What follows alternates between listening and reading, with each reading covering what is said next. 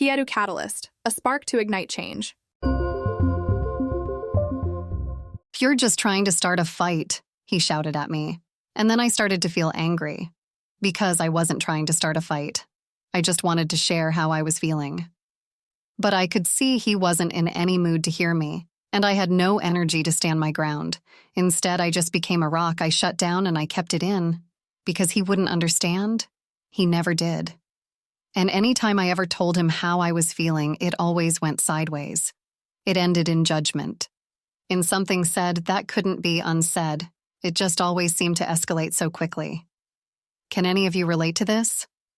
I'm willing to bet that many of you have been in a similar situation. Times when you've wanted to express your true feelings but held back because you feared the consequences. Maybe you've experienced moments when vulnerability felt like a minefield and you didn't want to step on a bomb. Sound familiar? But we can't bottle it in. We can't become rocks. We have to learn to be with our feelings, then release them in a functional manner.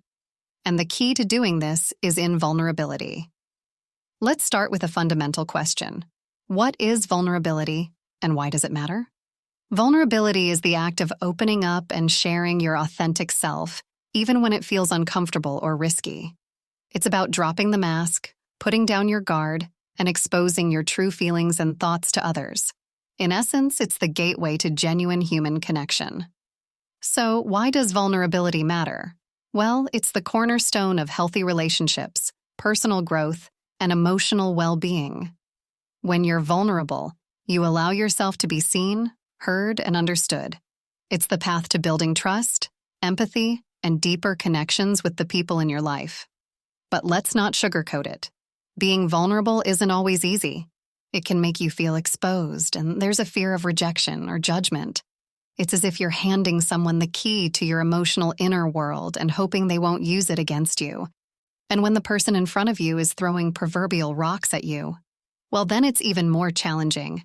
Researcher Brené Brown, in her groundbreaking work on vulnerability, highlights that being vulnerable is the birthplace of love, belonging, joy, courage, empathy, and creativity. She found that those who embrace vulnerability lead more fulfilling lives and have stronger, more meaningful connections with others. It's an effort well worth making. When you're vulnerable, you invite reciprocity. When you open up to someone, they're more likely to do the same. It creates a safe space for both parties to share their feelings and experiences without fear. For today's Kietu Catalyst, grab your journal and think about the following. Have you ever experienced the transformative power of vulnerability, where sharing your true self led to a deeper connection with someone? It could be a friend, a partner, or even a family member. Vulnerability isn't limited to just sharing negative emotions. It's also about expressing your joy, love, and gratitude openly. Can you write about this for 3 minutes in your journal?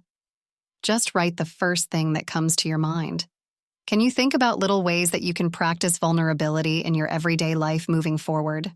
For example, the next time a friend asks you how you're doing, maybe the answer isn't a short, "I'm fine." Maybe it's something like, "Thank you for asking.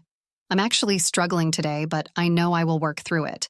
And I believe I will be stronger for it." Thanks for joining us for today's episode of the Kietu Catalyst. Please share our podcast with family, friends, and in your social networks. You just might be someone else's spark to ignite change.